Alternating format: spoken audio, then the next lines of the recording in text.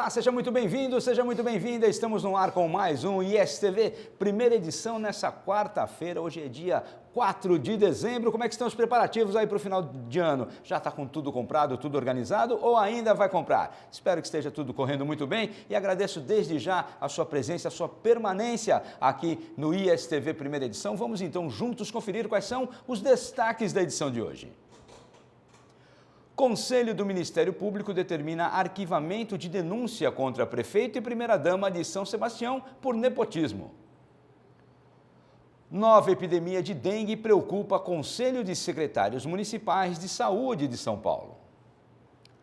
Alta da carne já acumula 40% na Baixada Santista. 11ª Semana de Agricultura Orgânica de Ubatuba acontece essa semana na cidade. Ainda vamos conferir previsão do tempo, condição das balsas, entre muitas outras coisas por aqui. Por isso, fique conosco, está no ar mais um ISTV, primeira edição. No ar, Jornal ISTV.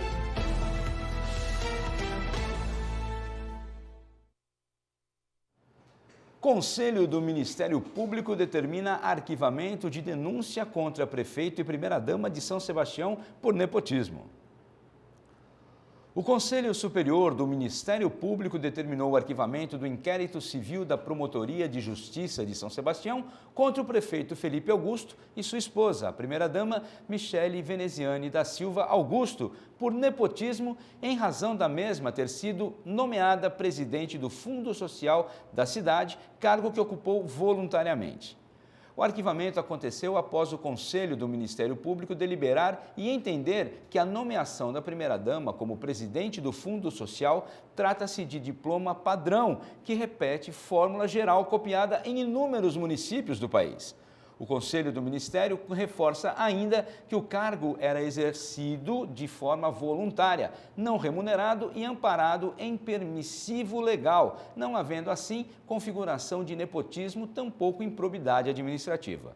Ainda segundo o Conselho Superior do Ministério Público, admitir tal argumento implicaria na declaração de inconstitucionalidade de inúmeras leis municipais e da própria Lei Estadual de 27 de março de 1968. Ficou determinado ainda a recomendação de manutenção da primeira-dama no cargo de presidente do Fundo Social por ter ficado comprovado que a nomeação não traz prejuízo aos cofres municipais, além de que o Fundo Social realiza diversas atividades e projetos de interesse público. A primeira-dama afirmou que, mesmo com a decisão favorável, o Fundo Social vai continuar sob o comando da servidora Elis Regina, que, segundo ela, está fazendo um trabalho brilhante. O prefeito Felipe Augusto também comemorou a decisão do Conselho Superior do Ministério e fez questão de ratificar que a administração atual preza pela legalidade e transparência dos atos. Os senhores devem lembrar que quando nós noticiamos a respeito disso, eu também já havia levantado, e a mim havia causado uma estranheza muito grande quando nós ouvimos essa notícia. Afinal de contas, sempre, historicamente, ou seja, desde 1968, quando a lei foi colocada em vigor, que todas as primeiras-damas assumem os seus cargos de presidente do Fundo de Solidariedade. Realmente nós não entendemos naquele momento e com certeza foi feita justiça. Nós aqui trabalhamos com a justiça, não importa quem está do nosso lado, quem não está do nosso lado, se é prefeito, se não é.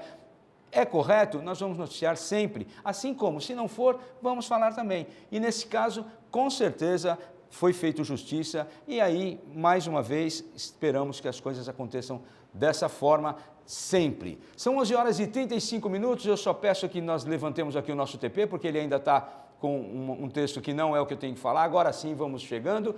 Nova epidemia da dengue preocupa Conselho de Secretários Municipais de Saúde de São Paulo. O presidente do Conselho de Secretários Municipais de Saúde de São Paulo, o COSEMS-SP, Eduardo Fogolin Passos, afirma que o Estado precisa adotar um novo plano de enfrentamento às arboviroses, como a dengue e chikungunya. De acordo com Fogolin, a proposta que a entidade defende é que haja maior destinação de verbas aos municípios com piso fixo, com base no número de imóveis a serem vistoriados pelos agentes de combate e endemias, e um valor variável às cidades que enfrentam epidemia. Em reunião, o presidente do COSENS disse que os municípios estão isolados, pede maior envolvimento do Ministério da Saúde no tema e citou ainda que o Estado está prestes a enfrentar uma nova epidemia de dengue e que desde o início deste ano o país não tem o inseticida usado no fumacê. Já o secretário de Estado de Saúde, José Henrique Germán Ferreira, garantiu a continuidade do Projeto Verão, que é um acréscimo nos recursos de custeio para o setor nos municípios litorâneos entre dezembro e março, devido ao aumento da população nas cidades durante o período. Esse posicionamento do titular da pasta faz parte da resposta aos questionamentos elaborados pelo deputado estadual Caio França, do PSB. Seja lá como for, uma coisa é fato, alerta absoluto em relação a essa questão da dengue. E não vamos aqui apenas destinar a obrigação ao poder público. Nós, enquanto munícipes, moradores das cidades ou turistas, visitantes de qualquer cidade que seja, temos que fazer a nossa parte, cuidar muito bem dos nossos quintais, entender que não podemos deixar água parada, entre outras providências a serem tomadas para acabar de vez com essa história da dengue, porque afinal de contas, só quem passou por uma dengue sabe o quanto é desagradável e aí sabemos inclusive a possibilidade de levar ao óbito. Por isso, toda atenção é pouco. Alta da carne já acumula 40% na Baixada Santista. A fome dos chineses, a redução do número de animais para o abate, o dólar em alta e a especulação no mercado formaram uma combinação explosiva para o preço da carne bovina, que subiu cerca de 40% nos últimos 2 meses, segundo a Associação Brasileira de Frigoríficos.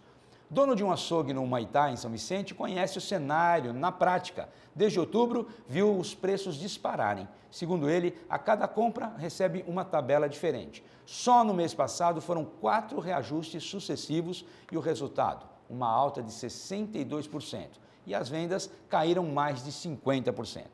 Para reduzir os custos, pecuaristas elevaram o período de confinamento para a engorda dos animais, o que representou menos oferta na praça. Daí, a novidade surgida da Ásia surpreendeu o mercado e criou um descompasso no preço. Afinal, com 1,3 bilhão de habitantes, 1% de aumento nas importações chinesas, que seja, já representa uma montanha de carne. Isso foi o que comentou o professor de economia da FATEC de Praia Grande, João Carlos Gomes. E, de fato, nós acompanhamos ontem na matéria apresentada aqui pela nossa equipe, naquele momento, através do Rafael Rodrigues, mostrando aqui em Caraguatatuba como que as coisas já estão refletindo, como é que o preço da carne já está refletindo no dia a dia do nosso morador aqui da cidade. Então, sabemos que agora também na cidade de Santos isso acontece. E mais ainda, né, estamos nos aproximando do final do ano, onde festas acontecem, devem acontecer churrascos, entre outras coisas mais. E como é que será que vai ficar o final de ano do brasileiro como um todo, hein?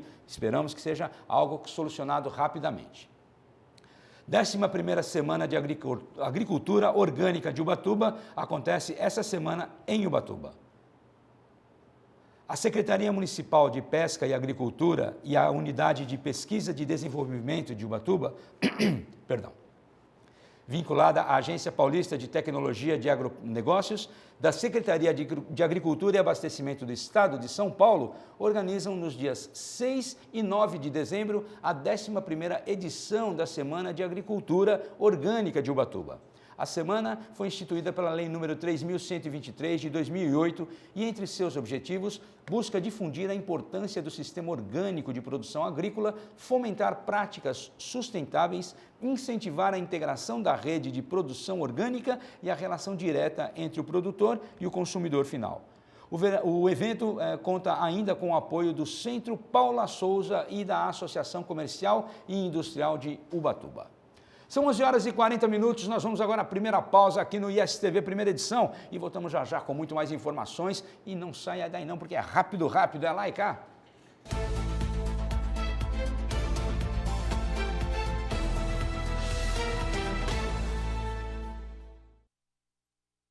Estamos de volta com o ISTV, primeira edição aqui pela ISTV HD, uma emissora que veio para ficar operando nesse momento para 30 municípios do estado de São Paulo, ao vivo. GCM resgata homem baleado e jogado em ribanceira em Barequeçaba. A Guarda Civil Municipal de São Sebastião resgatou na noite de segunda-feira um jovem de 22 anos que foi baleado nas costas e jogado no morro de Barequeçaba. A equipe foi acionada para atender a uma ocorrência de disparos de arma de fogo em via pública e, ao chegar ao mirante da Sabesp, em Barequeçaba, populares disseram ter ouvido pedidos de socorro vindo da ribanceira. Imediatamente, 2 guardas municipais desceram pelo morro e, após 25 minutos de buscas, localizaram o homem com vida e consciente. Ele foi socorrido e conduzido pela mata pelos guardas municipais e por cerca de 40 minutos até a rua Itatiba, onde o SAMU aguardava. A Polícia Militar também foi acionada. A vítima foi levada para a UPA e passou por cirurgia no Hospital de Clínicas. Foi elaborado um boletim de ocorrência de tentativa de homicídio no 1º Distrito Policial. Adolescente morre após se afogar em praia perigosa de Guarujá. Um adolescente de 16 anos morreu afogado enquanto nadava com um amigo em uma praia de Guarujá. De acordo com o grupamento de bombeiros marítimo, os 2 jovens entraram na água em uma área perigosíssima. O afogamento aconteceu na tarde de domingo, próximo das 17 horas. A dupla de adolescentes resolveu entrar no mar após jogar vôlei na faixa de areia, conhecida como Canto do Maluf, que é sinalizada como perigosa com placas e fitas. A correnteza puxou os jovens para o fundo da água. Um dos adolescentes conseguiu nadar e chamou o guarda-vidas. A vítima fatal, de 16 anos, não conseguiu nadar e se afogou. Os guarda-vidas encontraram o adolescente com parada cardiorrespiratória. Ele foi socorrido na faixa de areia e encaminhado ao Hospital Santo Amaro, mas não resistiu e morreu na unidade. Aí aquela velha história, né? Nós sempre temos uma autoconfiança fora do normal. Achamos que podemos tudo, que somos capazes, que nada nos acontecerá. Afinal de contas, problemas só acontecem aos outros, a terceiros. Conosco nunca vai acontecer. Com isso, ignoramos avisos, as placas, as faixas. Se fosse o caso de apitos de guarda-vidas, nós não queremos saber. Entramos, negligenciamos, apostamos naquilo que não temos certeza de termos força e, infelizmente, acontece o que aconteceu. Próprio dos jovens, próprio dos adolescentes, normal na idade, mas, por favor, tenham mais cuidado, valorizem a vida. Ontem, em outra matéria, eu comentei o quanto a nossa vida é importante. E olha, você deixa aí muita gente triste, chateada, e aqui fica também os nossos sentimentos à família que perdeu esse adolescente. Presos engolem porções de maconha para tentar entrar no CPP de Mongaguá. 2 presos do Centro de Progressão Penitenciária, Dr. Rubens Aleixo Sendim, em Mongaguá, foram autuados em flagrante por tráfico. Eles tentaram entrar na unidade com maconha que engoliram para burlar a fiscalização. A droga estava acondicionada em cápsulas para poder ser consumida após os detentos evacuarem. Em casos similares, porém, relacionados à cocaína, traficantes morreram de overdose com o rompimento dos invólucros dentro do corpo. No episódio de Mongaguá, os detentos José Cristiano Silva, de 40 anos, e Daniel Messias Gomes, de 31, saíram na manhã de segunda-feira do CPP para realizar curso do projeto governamental Via Rápida. No fim da tarde, ao retornarem, eles passaram pelo scanner corporal instalado na portaria. Segundo agentes penitenciários, o equipamento detectou algo na região estomacal de ambos os presos. Daniel e José foram levados à unidade de pronto atendimento de Agenor de Campos e submetidos a exame que confirmou a presença de corpo estranho no estômago. Um laxante foi ministrado aos detentos. Após ser medicado, Daniel tentou fugir da UPA, mas os agentes conseguiram contê-lo. Ele e José foram conduzidos ao CPP de Mongaguá, onde o purgante fez efeito. Daniel e José evacuaram, respectivamente, 11 e 22 porções de maconha. O entorpecente totalizou 70 gramas e o delegado Francisco Venceslau determinou a sua apreensão. Autuados por tráfico, cuja pena varia de 5 a 15 anos de reclusão, os detentos serão removidos a uma unidade de regime fechado. Mulher dá à luz dentro de viatura da Ecovias, na Anchieta. Uma equipe de socorristas da Ecovias, concessionária que administra o sistema Anchieta Imigrantes, realizou um atendimento emergencial a uma mulher que estava em trabalho de parto na via Anchieta. O caso aconteceu na manhã de segunda-feira. Uma viatura da Ecovias estava nas proximidades do quilômetro 18 da Anchieta, na pista sentido capital, quando policiais militares entraram em contato solicitando apoio a uma mulher que estava entrando em trabalho de parto. A equipe, formada pelo técnico de enfermagem Fernando Luiz e pelo resgatista Cláudio Aloísio, deu início aos primeiros socorros e o parto aconteceu dentro da viatura da empresa. Após o atendimento, os socorristas encaminharam a mãe e o bebê, um menino, até a ambulância, na qual eles foram levados para o Hospital Anchieta, na cidade de São Bernardo do Campo. A concessionária informou que ambos passam bem. Que bom, muito legal. Aí mais uma alma que vem a esse mundo que possa ser abençoada e que traga felicidade para a família e para todos. São 11h50, nós vamos agora à segunda pausa aqui no ISTV Primeira Edição, mas você já sabe, né? Não sai daí não, porque é muito rápido, é o tempo de tomar uma água e voltar. É lá e cá.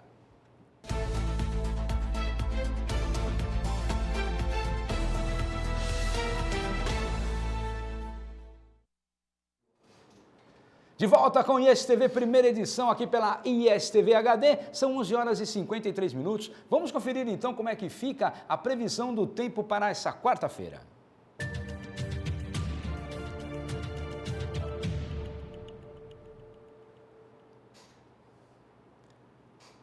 No litoral norte, vemos aí que em Caraguatatuba deve chegar a 28 graus, com mínima de 20 graus. O sol entre nuvens ali tentando sair, mas não deve chover no dia de hoje. Em São Sebastião, a temperatura chega a 27 graus, com mínima também de 20 graus, e a situação do sol é a mesma. Já em Ubatuba, 27 graus com 18 a mínima, e o sol também tentando sair por lá, mas ainda persiste a nebulosidade. No litoral sul, em Guarujá, nós temos 33 graus hoje. Olha, no litoral sul, bem mais quente do que aqui, então chegando a 33 graus. Apesar da nebulosidade, o sol está presente. A mínima para hoje no Guarujá é de 19 graus. Mesma temperatura para Santos e Bertioga, 33 graus a máxima, 19 a mínima. Também com o sol entre nuvens, mas não deve chover.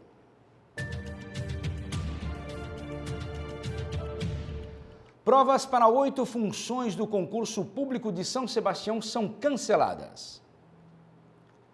A empresa RBO Concursos, responsável pela realização do concurso público da Prefeitura de São Sebastião, informou que, atendendo recomendação do Ministério Público, foram anuladas as provas escritas objetivas aplicadas para os cargos de agente de combate a endemias, dentista, nutricionista, office boy, pintor de autos, psicólogo, recepcionista e vigia, todas realizadas na tarde de 28 de abril. Uma nova prova será aplicada aos candidatos inscritos para essas funções. Ficam anuladas ainda as notas e classificações publicadas dos respectivos cargos de acordo com a recomendação do Ministério Público.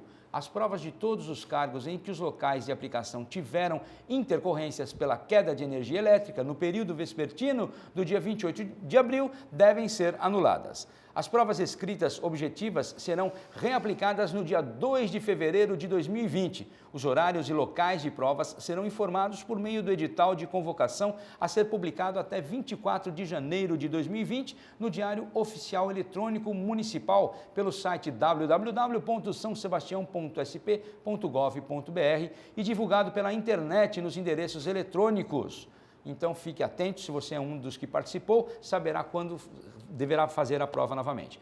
Agora sim, já restabelecido o sinal com o DR, vamos ver como é que está a condição de travessia das balsas às 11h56. Em São Sebastião e Ilhabela, hoje um tempo um pouco acima, 30 minutos é o tempo de espera, mas também vemos que há bastante veículos ali aguardando para a passagem e a possibilidade de transferência nesse momento é de 218 por hora. Em Santos e Guarujá, os usuais 15 minutos, também com boa movimentação por lá, e o tempo e a possibilidade de transferências de veículos, na realidade, nesse momento, é de 560 por hora. IPTU sobe 3,22% em Santos no ano que vem. A Prefeitura de Santos aumentará o Imposto Predial e Territorial Urbano, o chamado IPTU, em 3,22% para 2020. O percentual corresponde à variação do Índice de Preços ao Consumidor Amplo, o IPCA, entre agosto de 2018 e julho deste ano, conforme apurado pelo Instituto Brasileiro de Geografia e Estatística, o IBGE, e quem pagar IPTU em cota única até a data fixada no carnê terá 4% de desconto. O reajuste também vale para tributos, multas, preços públicos e débitos inscritos na dívida ativa, inclusive saldo de parcelamentos. Os índices foram confirmados em decreto assinado segunda pelo prefeito Paulo Alexandre Barbosa, do PSDB, e publicado na edição desta terça-feira do Diário Oficial do município. Os cerca de 210 mil contribuintes da cidade começarão a receber os carnês na próxima quinzena, com vencimento entre dias 3 e 23 de cada mês. A Prefeitura projeta arrecadar cerca de 444 milhões de reais em IPTU, ou 14% da receita total prevista. Ilhabela elege rainha, rei Momo e princesas do Carnaval 2020 na comemoração do Dia do Samba. Ilhabela escolheu a sua corte momesca do Carnaval 2020 durante as comemorações do Dia do Samba, no último fim de semana. A nova corte é composta por Carol Assunção, rainha do Carnaval, Lauro Ramos, o rei Momo, Tainá Andrade, primeira princesa, e Larissa Oliveira, segunda princesa. Moradores e turistas aproveitaram a festa realizada na Praça Coronel Julião, na Vila. Músicos locais fizeram parte da programação. Para a prefeita Maria das Graças Ferreira, a Gracinha, apoiar este evento é de grande importância não só para o desenvolvimento do turismo da cidade, mas também para apoiar o povo do samba. O Brasil é conhecido internacionalmente pelo samba, um estilo de música e de dança típico do país. O Carnaval é a festividade onde o samba foi popularizado, virando o ritmo oficial da festa por todo o seu valor histórico e cultural. Apoiar esse evento e dar continuidade é proteger e promover a cultura do nosso país, foi o que afirmou a prefeita. O evento foi realizado pela Prefeitura por meio da Secretaria de Desenvolvimento Econômico e do Turismo, em parceria com a LESI, Liga das Entidades Carnavalescas da Ilha. Secretaria de Turismo de Caraguatatuba cadastra músicos e bandas locais para participar de eventos. A Prefeitura de Caraguatatuba, por meio da Secretaria de Turismo, a Setur, realiza até sexta-feira, 6/12, o cadastramento de músicos e bandas que tenham interesse em participar de eventos culturais e gastronômicos no município no ano de 2020. O objetivo é a atualização de cadastro de todos os músicos da cidade. Os interessados devem apresentar-se na Setur, junto com os documentos, dados pessoais, dados da empresa, gênero musical, nome da banda, entre outros. Isso deve ocorrer das 9 às 17 horas na Avenida Doutor Arthur Costa Filho, número 25, no centro da cidade. Meio-dia, estamos encerrando mais um ISTV, primeira edição aqui pela ISTV, mas como sempre, já deixando aqui marcada a nossa nova reunião, o nosso novo encontro amanhã às 11h30 para tratarmos dos mais diversos assuntos da nossa cidade e também do Litoral Sul. Você acompanha a nossa programação agora toda a tarde e mais no final da tarde acompanha também o ISTV segunda edição com a Ana Paula Oliva. Um grande abraço e até amanhã.